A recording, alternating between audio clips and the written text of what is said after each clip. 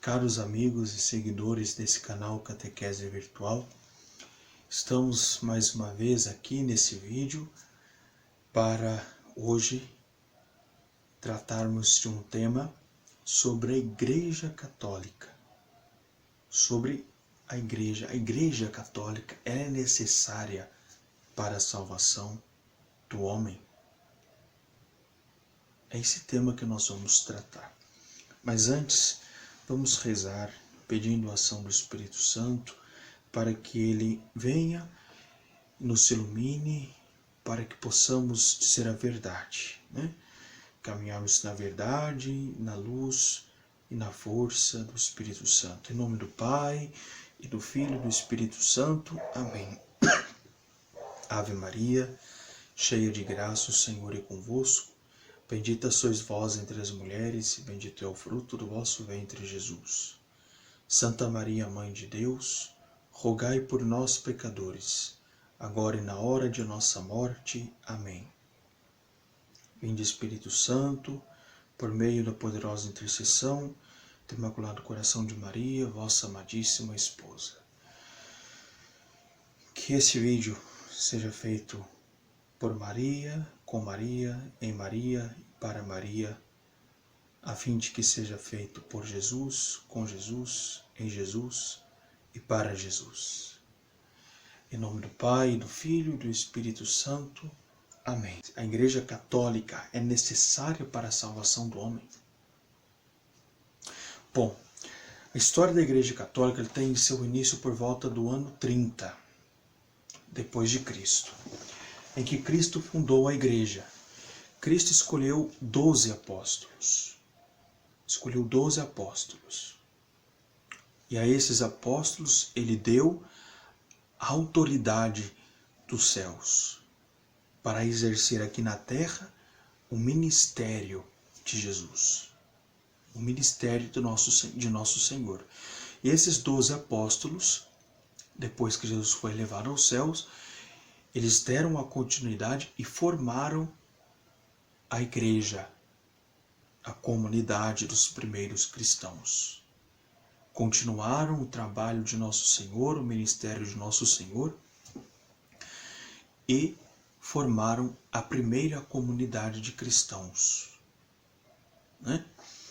E sobre Pedro, né, nosso Senhor ergueu a sua igreja. Está em Mateus capítulo 16, versículo 18 a 20. Tu és Pedro, e sobre esta pedra eu edificarei a minha igreja, e as portas do inferno não poderão vencê-la. As portas do inferno não prevalecerão contra ela. Não prevalebunt, eu acho que é assim que diz em latim, né? Não prevalecerão contra a minha igreja. E nós vemos aqui, que eu até deixei anotado, que nosso Senhor deixou também na sua igreja uma herança, né, os meios para a salvação. Na Igreja Católica que existe os meios para a salvação deixados por nosso Senhor. Como, por exemplo, o batismo, né, que Jesus deixou-se batizar no Rio Jordão, né, por João Batista. Também aquele envio, né? Ide, formai discípulos meus entre todas as nações, batizando-os em nome do Pai, do Filho e do Espírito Santo, em Mateus capítulo 28, versículo 19.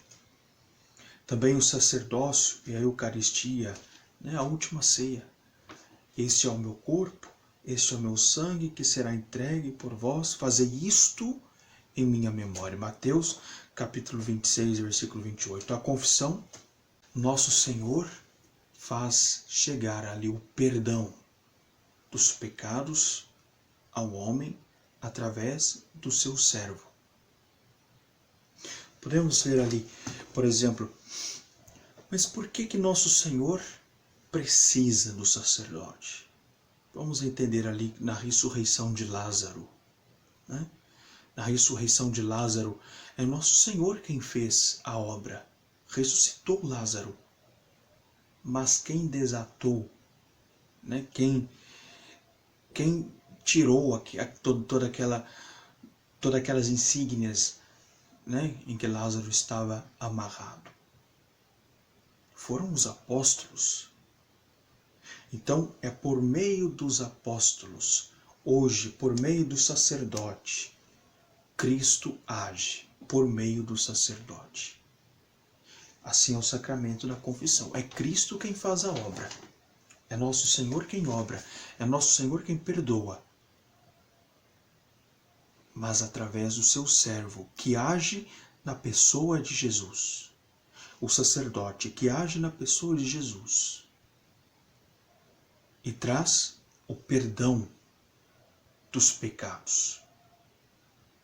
Cristo agindo através do sacerdote. Também o perdão dos pecados, né? Está que a confissão também do Levítico, capítulo 5, versículo 5, Marcos, capítulo 2, versículo 10, João, capítulo 20, versículo de 21 a 23. Então é o Senhor quem perdoa os pecados, mas Ele não dispensa o trabalho dos seus servos. O trabalho dos seus servos é indispensável. Então Cristo deixa a liderança da igreja para Pedro. E é sobre Pedro que nosso Senhor funda a sua igreja.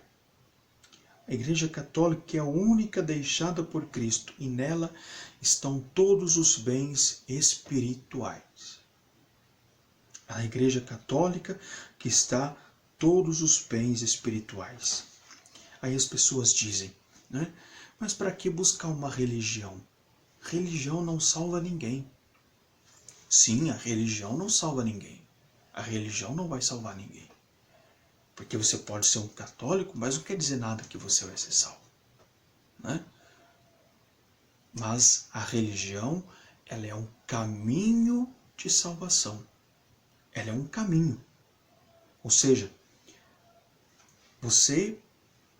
a Igreja Católica é necessária para a salvação. Porque se a Igreja Católica não fosse necessária para a salvação, Cristo não teria fundado uma igreja. Ou ele teria feito isso em vão. Se os sacramentos, a Eucaristia, a confissão, o batismo, o crisma, se os sacramentos não são elementos de salvação, Cristo não teria deixado os sacramentos. Cristo não teria deixado a Eucaristia, Cristo não teria deixado a confissão, Cristo não teria deixado o batismo, tampouco seria batizado. Ele quis mostrar com o seu batismo a instituição do sacramento. E o envio. Senão Cristo também não teria enviado, pedido, batizai-os em nome do Pai, do Filho e do Espírito Santo. É o batismo quem abre as portas e quem lhe dá o direito de receber os outros sacramentos. É pelo batismo que você se torna cristão. A melhor data de você comemorar o dom da sua vida é no batismo. Porque é no batismo que você nasce para a vida. É pelo batismo que você se torna filho de Deus. Sem o batismo você é pagão. É o batismo que nos lava, que nos limpa do pecado original. Do pecado herdado dos nossos primeiros pais, Adão e Eva. Eu li um livro, Porque Sou Católico, do professor Felipe Aquino. E eu aprendi uma coisa com o professor Felipe Aquino. Eu aprendi com ele e passei a fazer a mesma coisa. Aqui no depoimento pessoal, que é na página 11, aqui está bem escrito: nada para mim é mais importante do que isto nesta vida: pertencer à Igreja Católica. Nem mesmo o meu diploma de doutor em engenharia mecânica eu quis colocar na parede da minha sala de trabalho, mas apenas a minha certidão de batismo. Sei que tudo vou deixar neste mundo, depois que partir para outra vida. Mas pelo batismo e pela igreja, sei que me estarão abertas as portas da vida em Deus, que não terá fim. Como disse Santo Agostinho, que não importa viver bem se eu não puder viver para sempre. Então eu aprendi com ele, né? A melhor coisa a você mostrar é que você deve se alegrar. Fui batizado. Pelo batismo sou filho de Deus. E pelo batismo estão abertas para mim as portas da vida eterna. As portas da vida eterna. Então, se a religião não fosse caminho de salvação, Cristo não teria deixado sua igreja, Cristo não teria deixado os sacramentos. A religião é um caminho de salvação, sim. Sim, é um caminho de salvação. Mas como fica a situação das pessoas que estão fora da Igreja Católica, já que a Igreja Católica é necessária e a única necessária para a salvação? Bem, aqui o Catecismo da Igreja Católica é bem claro no parágrafo 846. Está aqui, no Catecismo da Igreja Católica, no parágrafo 846. Apoiado na Sagrada Escritura e na tradição, o concílio ensina que esta igreja peregrina é necessária para a salvação. O único mediador e caminho de salvação é o Cristo, que nos torna presente em seu corpo, que é a igreja. Ele, porém, inculcando com as palavras expressas a necessidade da fé e do batismo, e ao mesmo tempo confirmou a necessidade da igreja, na qual os homens entram pelo batismo como que por uma porta. Por isso, não podem salvar-se aqueles que, sabendo que a Igreja Católica foi fundada por Deus, por meio de Jesus Cristo, como instituição necessária, apesar disso, não quiserem entrar nela ou nela perseverar. Aqui a igreja já deixa claro. Ó. Então, por exemplo, aqueles índios que nunca foram evangelizados, que nunca ouviram sobre a Igreja Católica, que nunca aprenderam que a Igreja Católica é necessária para a salvação. Seja um índio que nunca ouviu, ou seja qualquer pessoa que nunca ouviu, que nunca conheceu a Igreja Católica. Uma pessoa que nunca conheceu quem é Jesus. Uma pessoa que nunca conheceu a palavra de Jesus, que nunca foi evangelizado. Né?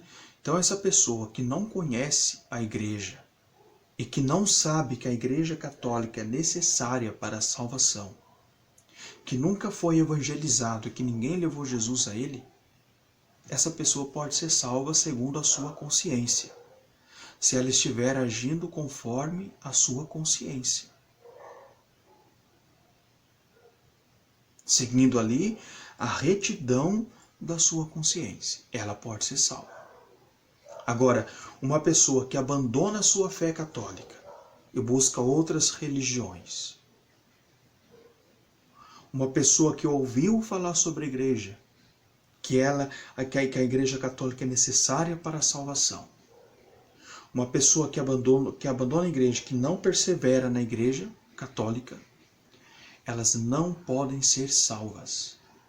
Nem a igreja, nem a pessoa que ouviu falar que a igreja é necessária para a salvação, a Igreja Católica, e a pessoa que pertenceu à Igreja Católica e não perseverou na sua fé, ela não alcança a salvação. Está aqui, Catecismo da Igreja Católica. Não é minha palavra, é a palavra da igreja.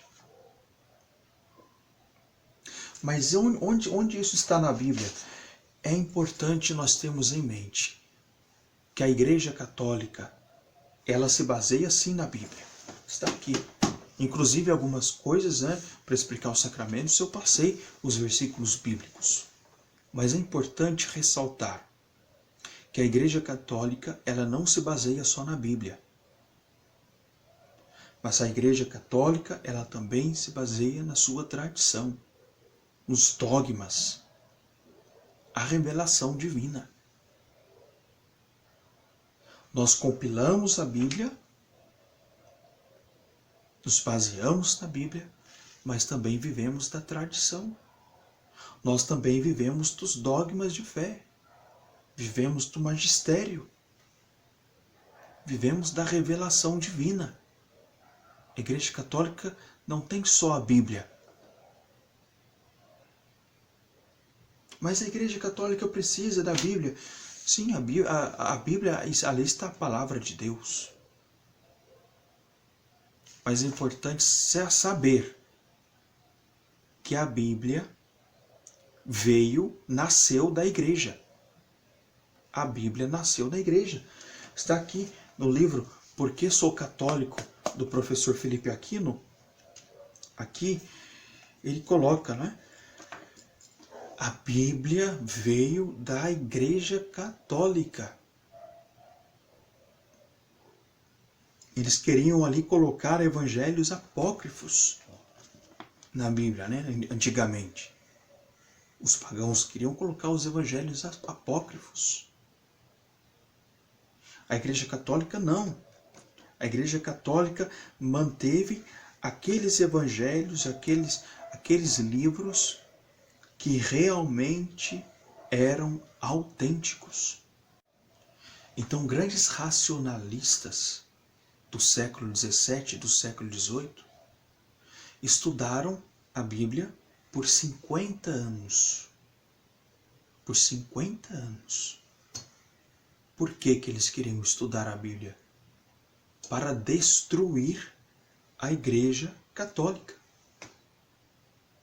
Para destruir a Igreja Católica. Portanto, a conclusão dos seus estudos não foi aquilo que eles tinham esperança. Porque eles realmente tiveram que afirmar que os evangelhos são verdadeiros, que os evangelhos são autênticos. E as provas da divindade de Jesus Cristo estão nos 4 evangelhos. Mateus, Marcos, Lucas e João, no Novo Testamento. E apresento-vos aqui, né?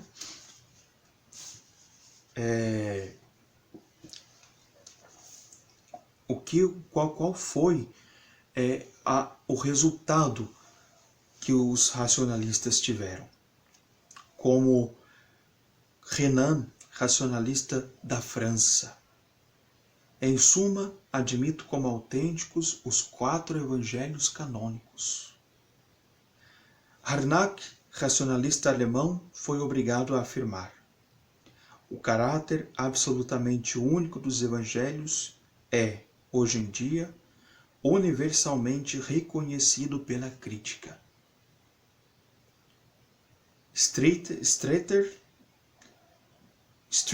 não sei como se diz no inglês, grande crítico inglês, teve de afirmar que os 4 evangelhos são, pela análise crítica, os que detêm a mais privilegiada posição.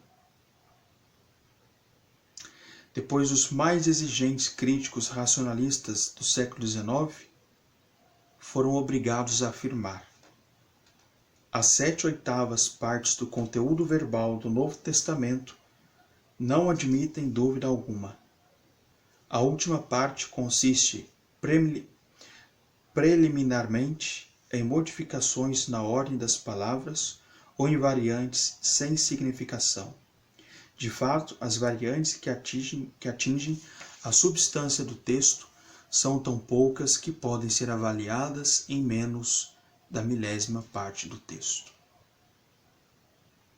E, finalmente, os racionalistas tiveram que reconhecer a veracidade histórica.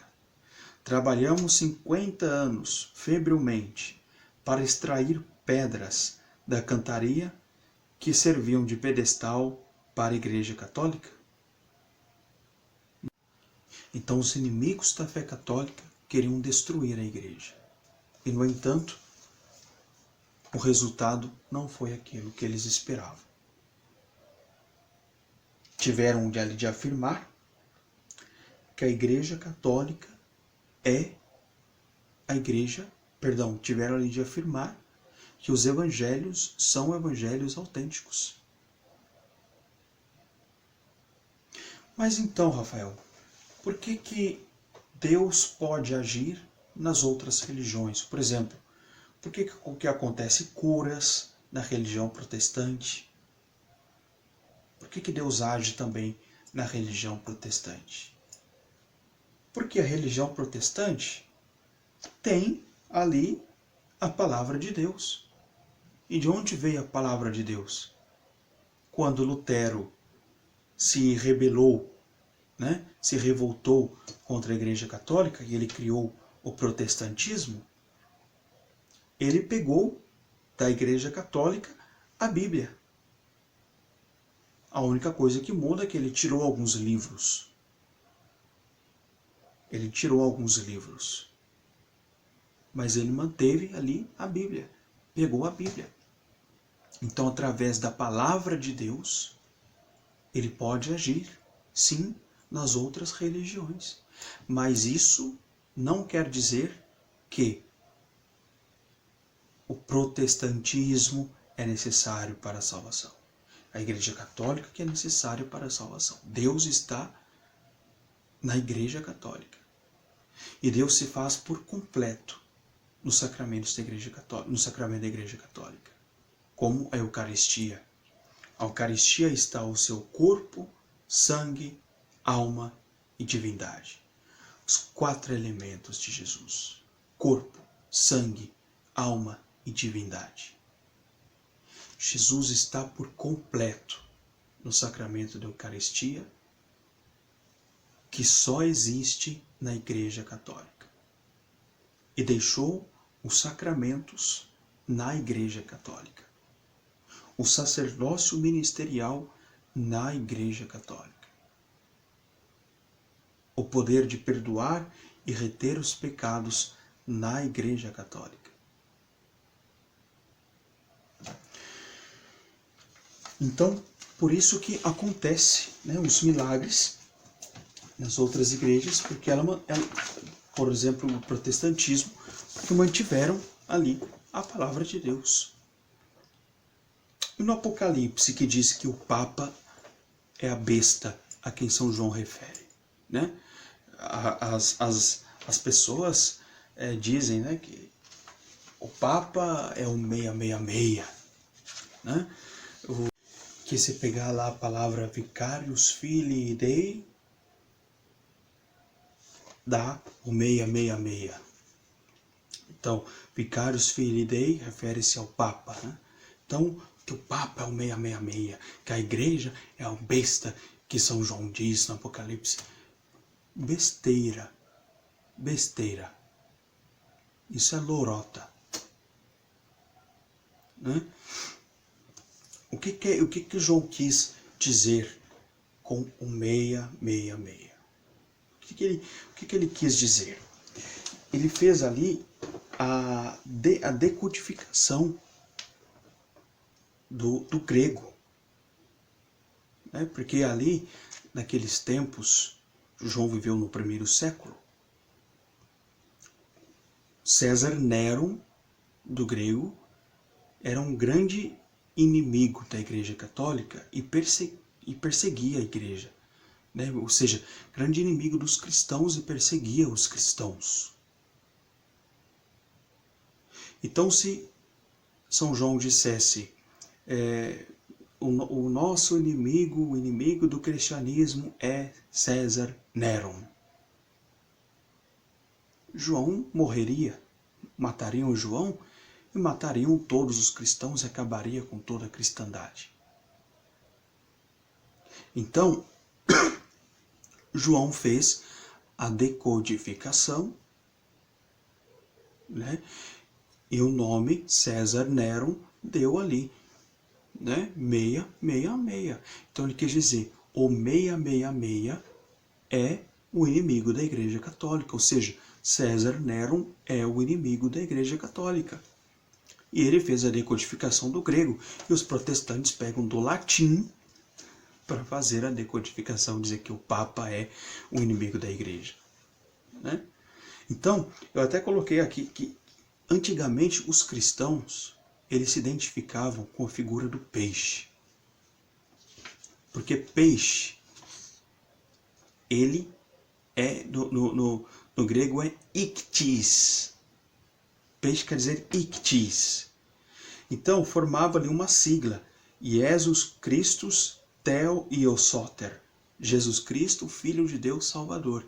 Ictis formava, então, essa palavra. Jesus